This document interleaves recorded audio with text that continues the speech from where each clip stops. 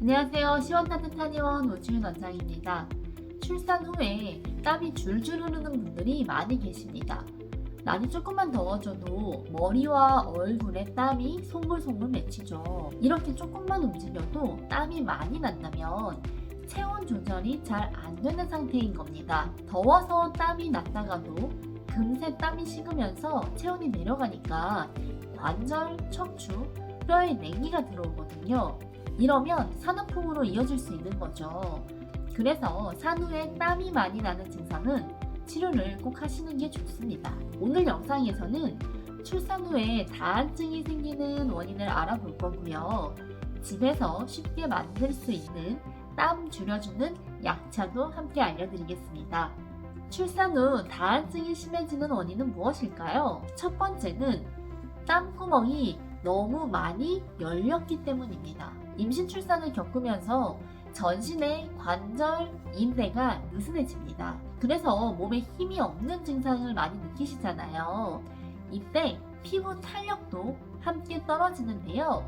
땀구멍을 조이는 힘도 많이 약해지게 됩니다. 수도꼭지를 꽉 조여주지 못해서 느슨한 채로 열려있는 상태가 되는 거죠. 그래서 땀이 나면 수도꼭지에서 물이 콸콸 나오듯이 바로 흥건해지게 됩니다. 출산 후 몸의 기운이 약해지면서 땀구멍을 꽉 조여주는 힘까지 떨어져서 땀이 계속 새어나오는 상태라고 이해하시면 됩니다. 두 번째는 땀 대사가 과항진되었기 때문입니다. 출산 후 산모들은 그 어느 때보다 바쁩니다. 애한테 한시도 눈을 뗄 수 없기 때문에 내 몸은 제대로 살피지도 못한 채 계속 신경을 곤두세워야 하죠. 그리고 잠을 제대로 잘 수가 없죠.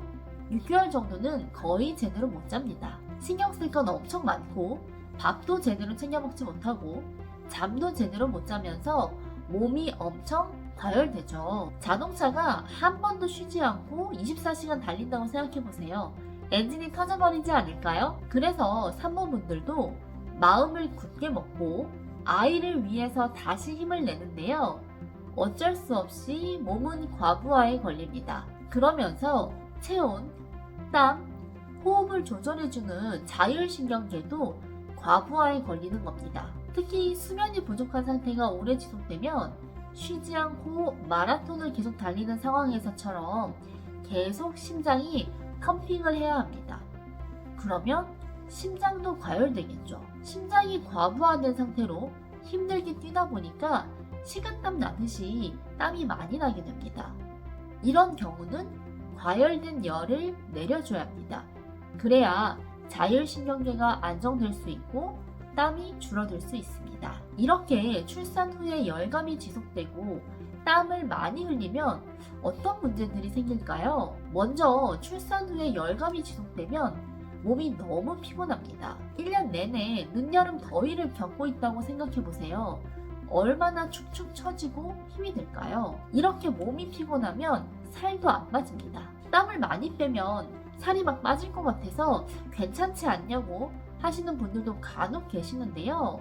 살 안 빠집니다. 몸이 건강하고 운동을 열심히 해서 대사가 활성화되어서 땀이 난다면 살이 잘 빠지는 좋은 신호겠죠.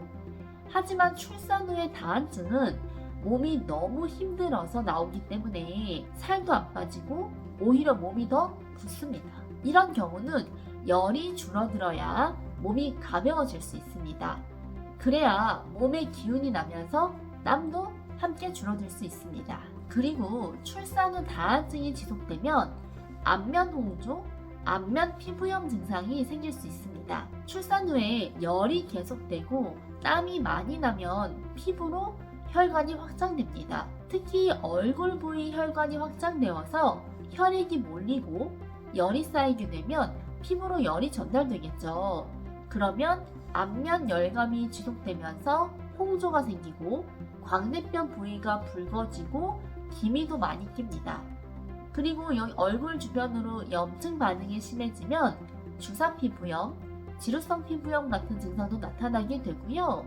피부가 굉장히 예민해지고 민감해집니다. 이런 증상들이 없으려면 출산 후 다한증은 잘 다스려야 됩니다. 그래서 이럴 때 집에서 끓여 드실 수 있는 약차 2가지를 소개해 드릴 건데요. 하나는 환기차입니다. 환기는 땀구멍이 많이 열렸을 때 땀구멍을 조여주는 역할을 해줍니다. 피부에 불필요하게 쌓인 수분도 배출해주기 때문에 땀 부종에도 도움이 되죠. 그래서 땀을 다스리고자 할 때 환기를 다려 드시는 게 좋은데요.